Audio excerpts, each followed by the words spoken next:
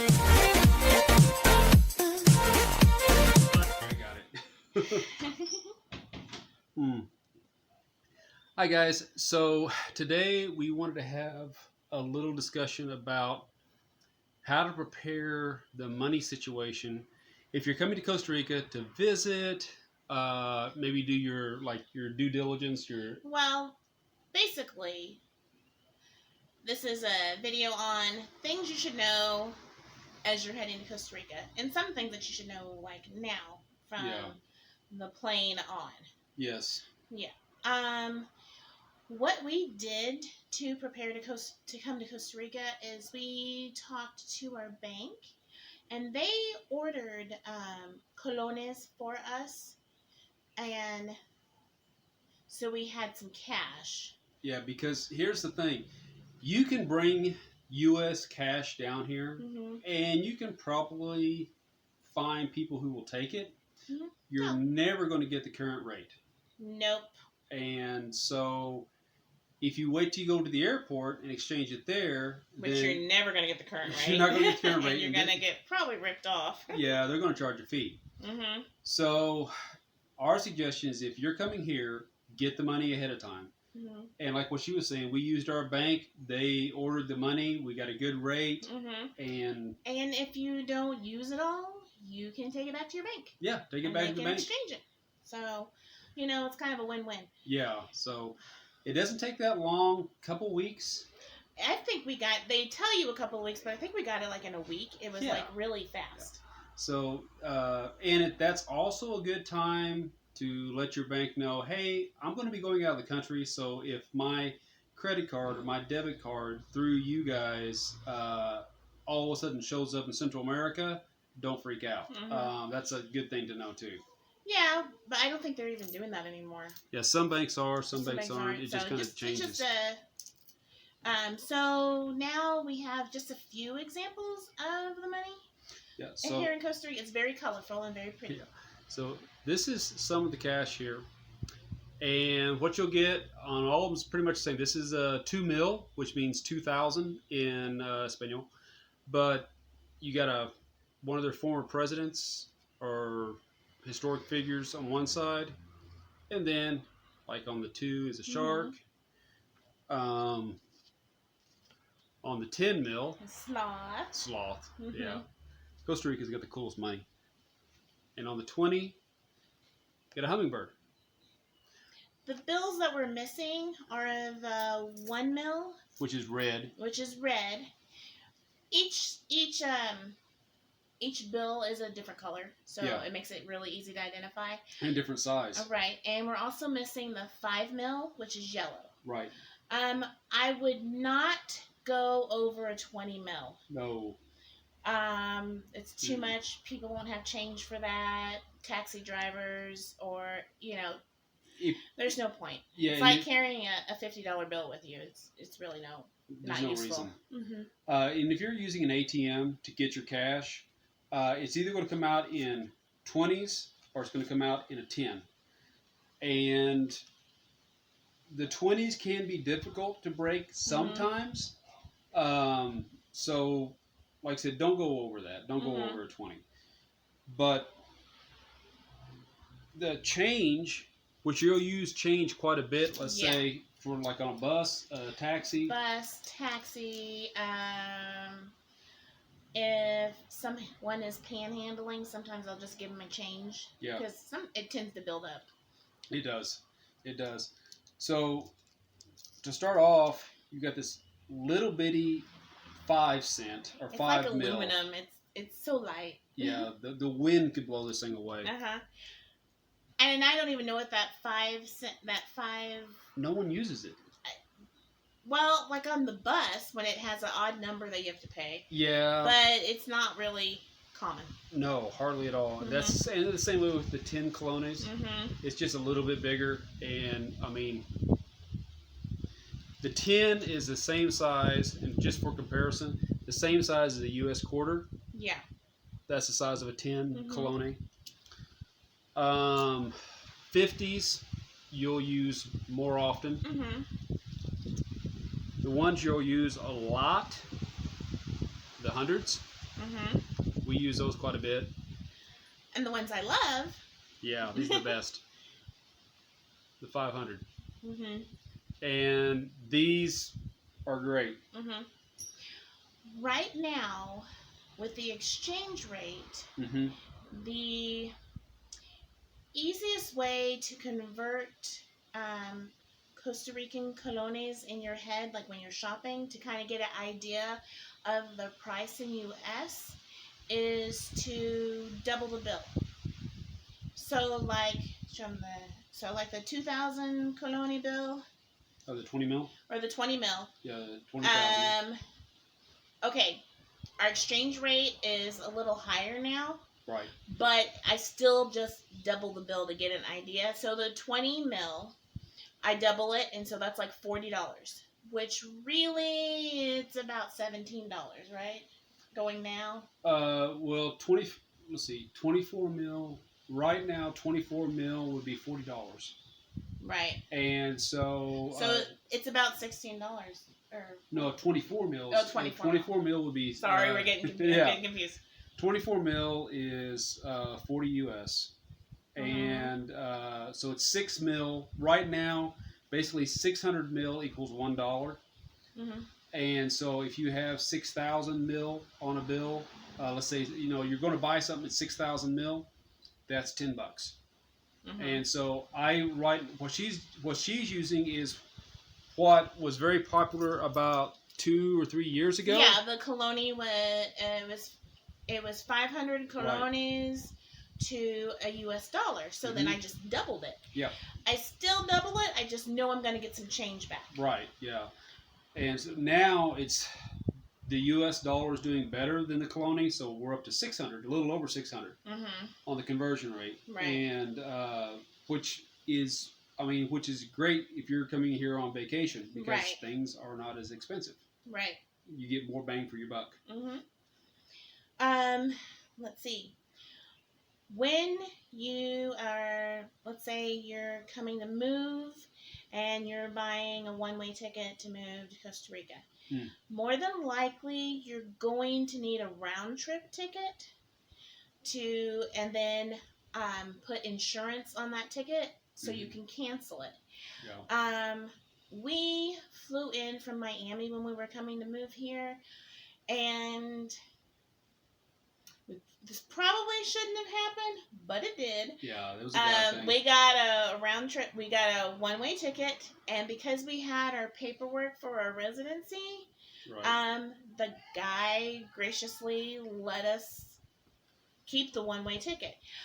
Technically, were you supposed to do that? No. Well, here's how the graciously worked out. It was 3:30 a.m. at the Miami airport. We were first in line because we had to make sure our dogs got on that plane. You can't reserve that ahead of time.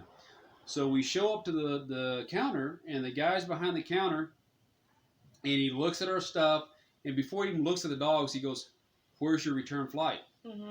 I said, "Well, we're going to be residents, so we don't need that." He goes, "No, that's against the rules. You cannot do that. You have to have a return flight. Basically, go buy another ticket." I just happened to have our folder with all the legal documents and the paperwork from my lawyer in Costa Rica, and I'm not joking. It was just before 4 a.m., and he read everything. He read everything front and back. He didn't skim it. He read it all. We're like, oh no. And I'm standing there in line with my wife, my kids, our dogs, everything. Our 8 suitcases, yeah. Is it 8? Yeah, 8 suitcases, 4 dogs. And he's reading this, and I mean, literally, this could stop everything. Or we would have to buy a round-trip ticket, insured, and just get our money back later. And he finally looks up and he goes, "Well, shoot, I guess I gotta let you go now." So we're like, okay then. Okay. So and he walks us to the place to make sure where we are where we had to put our dogs. Yeah. He took us there too. Yeah. So that was that. So avoid that problem. Yeah.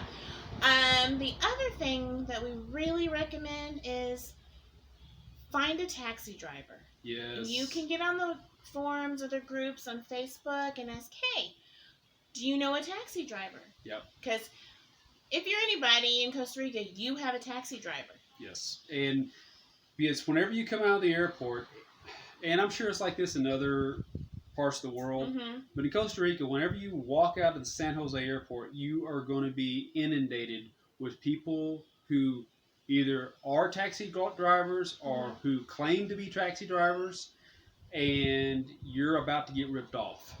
Well, they changed the rules in San Jose. Right, because of the problems. Right. So in San Jose, the only taxis that are allowed to be at the airport are orange. Mm-hmm.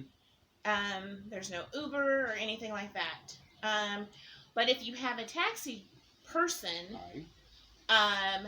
they will meet you there and pick you up and take you there. You've already pre-established Yeah. a price. They know where you're going, Yep. and they'll take you there. Yeah, that's what we did whenever we came on our due diligence vacation. Okay, Mhm. you're going to get down now. You know, this is not for you. You got to. Okay, you're just going to sit down right there. Okay. Yeah, she is. But so we had, or my wife had found this guy named Randall, Mm-hmm. who through a Facebook group, and the guy was fantastic. What I did, I found Randall, and I looked at places I wanted to go, mhm, places that I wanted to see. Right. And I gave Randall all the places that we wanted to go. He checked the mileage, and he quoted me a price. Yep. Mind you, I am a big planner, so he quoted the price to me about 6 months before our trip. Yeah. And he's like, okay, I'll charge you this to go here. And so when you pay a taxi driver like that, they stay with you. Yes. They're your tour guide. They watch your purse. They take you here. They have friends that are selling trinkets or souvenirs cheaper than you can find, and they'll take you there. And they are your information source. That's what I'm saying. You know, going through like a Facebook group for the area that you're coming to, or let's just say you just come to Costa Rica. Mm-hmm. Get on an expat group and ask around. You'll find somebody who's trustworthy, who's being recommended, Mm-hmm. and use them.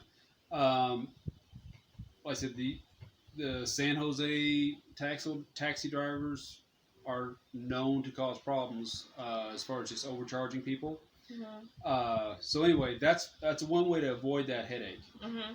Also, on rental cars. Well, it's best not to use like Enterprise or Avis, or that's another thing you can find on these social network groups. Yeah. Is there are locals that rent cars with insurance for a certain price. The problem in Costa Rica is Enterprise and the big name companies. They will, whenever you rent the car, they'll put a $200 or $2,000 hold on your credit card, Mm-hmm. and it might be there for 3 or 4 weeks. And it's just a pain in the butt when there's local companies. Or they will charge an astronomical price because one, you're a tourist, and for an insurance. Yeah. Get the complete and total full cover insurance. Oh, absolutely. So you're not liable for anything. Yeah. Now we go through. We have a couple of local companies here, and when I say company, it's basically just a few people who own some cars who have them insured, and that's how they make their living. I mean, they take a picture of your ID, make sure, and your passport and stuff. They're legit companies. They make sure that all your paperwork is legal, Mm-hmm. and that you have it with you, so that if you happen to get pulled over by the police here or something like that, you know, you can just show them that paperwork to show that you're legal to be driving. But anyway, that would be our suggestion: is use one of the local companies, because you'll save money. And in all honesty, it supports the local economy a lot better than something like a big company, or Enterprise. Mm-hmm. You know. And also, which we kind of found out this year, if you are coming through peak season, if you're coming here and you're wanting to rent a car, you better do it early. Yeah. Because rental cars, like during December and January, and they're fast. gone. Yeah, they go really gone. fast. They really do. Mm-hmm. But see, I'm trying to think. have money, have colones before. Or the money here is called colones, and you want to have that beforehand. You want to have your ride from the airport to your rental car, or from the airport to wherever you're going scheduled ahead of time, so that way you don't have any surprises. Um, and you know, coming from the United States, I'm used to driving 60, 70 miles an hour to go to places. Ah, sure you are. Here, everything's in kilometers, and a kilometer is a lot smaller than a mile is. Just transfer the time it takes you in miles to kilometers, because it takes forever. Yeah, you may be able to, okay, I gotta go 20 miles. It shouldn't take me that long. It'll take you that long. There's congestion. The roads are steep and curvy yes. when you're in the mountainous areas. Yes. Mostly 2-laners unless you're on a bigger highway. And if let's say there's a car wreck, legally, a Costa Ricans, if they have a car wreck, they cannot move the cars. No matter if it's just a fender bend, the cars have to stay in that position, whether it's blocking traffic or not. And I think it's for until the police show up and insurance people show up. Yeah. So if something like that happens, it's going to block up traffic for a long time. So anyway, just something to be aware of. You might. And unfortunately, if there's a fatality, the bodies are going to be there for a long time too. Yeah, that's true too. That's true too. So just something to be aware of, because you might look on the map and say, "Oh, this is only this is not that far away. We can be there quick." No, you're not going to go as fast. You're not going to go any faster than the public bus is going to go. Yeah, they just make stops. They just make more stops. Because you're going to be behind a bus or semi, or somebody. Coffee. There's no telling. So just something to keep in mind, so you're not surprised when you get here. Give yourself plenty of time. Yeah. And we've had friends. They come on vacation, or people who are looking to move here. They're like, oh well, what all do I need to see? And that's really difficult. It's basically, what do you want to see? Yeah. Like, okay, so family beaches and park. For a first time, we really recommend Manuel Antonio. Yeah, you'll see sloths. You'll see monkeys. They are thieves. Monkeys are thieves. So are the raccoons. The raccoons. Anyway, but you'll see all this wildlife, and it's a safe place to swim without an undercurrent. Yeah, you don't got to worry about riptides and stuff like that's that. What I meant. Yeah, just kind of. We did the touristy thing. We went to La Paz volcano. Yeah, La Paz Waterfall Gardens next to Poas volcano. Beautiful place, absolutely gorgeous. A fantastic zoo there. We went to Zoave, which is in Alajuela. Another rescue zoo, which was great. Another thing I would like to add, you have to have a little bit of trust in your taxi cab driver. Whenever we were going to Manuel Antonio, I just noticed it was like we were driving down through there, and it was taking longer than I thought. We were trying to get on board for this catamaran tour. Right, and it was raining. It was raining. We were beginning of rainy season. Well, in May, we were in rainy season. Yep. And so it's like a 3-hour drive down there, and I'm still in North American mindset. I'm looking at my watch going, we ain't going to make this. Well, if I'd known Spanish, I would have known that our, what was his name? You remember? Walter. Walter. Walter was actually contacting the people on the catamaran tour, and he had already kind of figured out, no, we are not going to make the early morning catamaran. Well, and it was raining, and they weren't going to take the catamaran out because it was raining. So Walter's like, well, as we're going over there, he goes, we'll do you should do catamaran later. He said, you need to go see this park. Well, we went to breakfast first. We went to breakfast. That's right. Yes. We went to breakfast. And he goes, you need to see this park. And I'm like... We're like, okay, a park, fine. Fine, okay. So we get to the park, and I pay the entrance fee. And I'm like, fine. Well, what I didn't realize was this was Manuel Antonio Park. It's the same place they filmed Castaway. And which we went there by accident because it was not on our list. No, it to wasn't go on our in. list. We weren't. And so we're walking down this trail, and we're looking for sloths. We found some. We found a few, but I noticed that Walter was kind of, not in a rude way, but he was just kind of hurrying us along. And I thought, good grief, in my head, I was like, well, why are we in a rush? I didn't even ask to come here. And right. So I was a little perturbed, but all right, whatever. Well, what I didn't realize that since Walter already knew we weren't going to get to do the catamaran until the sunset tour, he took us to the safest beach around, which was in Manuel Antonio. And we walked around a corner, and there was this perfect little cove of white sandy beach. We had it pretty much to ourselves, and it was safe for our kids. Right, and Walter and his cousin. His cousin, that's right. Walter and his cousin, held our bags for us. Yep. While we went swimming, and we had our stuff right there. They stayed on the beach, sat on a log, while we went and swam. Yeah. And, I mean, he literally said, he goes, okay, we're here for at least 2 hours. He said, go have all the fun you guys want, and you're safe here. So, from riptides and stuff like that. And luckily, I didn't say anything, and I didn't try to put a halt to that, and I kind of trusted that he knew what he was doing, because that was one of our best days. Yeah, we had a blast. Yeah. So anyway, just something to keep in mind. Well, and then when it came to the sunset tour, Walter took us to the sunset tour, and he made his cousin come with us on the boat. That's right. Because to keep an eye on us, to watch our stuff. I thought it was so funny because he was so concerned about our kids. Because, I have a son that's a little bit of a daredevil, and so he went on the roof to jump off, and he had made sure Kenneth had his life vest on, and he made sure he got out of the water. He was very concerned and watching our stuff, and So I don't know, it was kind of weird, like having a paid nanny to watch our kids while we were swimming in the ocean.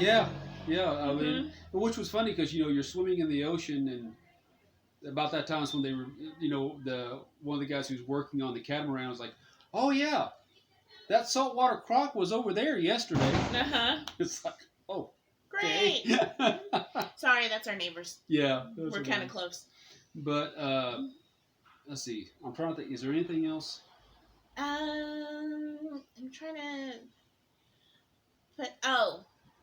Definitely, we used cash for taxis and certain things, but use a travel rewards card. And when you're using the travel rewards card, like when you're buying souvenirs, tell them to charge it with colones. Yes, charge it with the local money. That way you get the exchange rate. Yeah, that, and you don't get a service fee because they have to convert it. Yep. So just deal with colones. Yeah, it's funny. We've had some of our friends here whenever we were, doing shopping or something like that. They're like, "Oh, here I have some U.S. money for you," and it's like we're like, we don't want it. We never use it. We never use it. No. They think it's weird that we don't use it. That we are solamente colones. Yeah, that's all we ever use. So. Anyway, so I'm going to go ahead and upload this video up. Guys, if you have any questions, feel free. Let us know. Put it down in the comments. We may have missed some points or some valuable information. Yeah. But we were very fortunate because we had kind of a friend base here that gave us a wealth of information. Oh my gosh. Yeah. We were entirely blessed on that because very much so.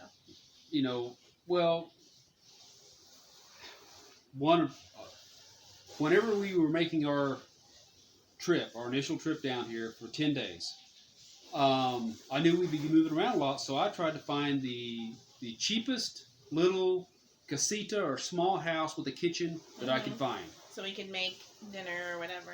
And it just happened to be in the city of Atenas. And the husband and wife who rented it to us happened to be expats. but They've been here for like 30 years. Yeah, they've been here forever. They're actual full-on citizens here.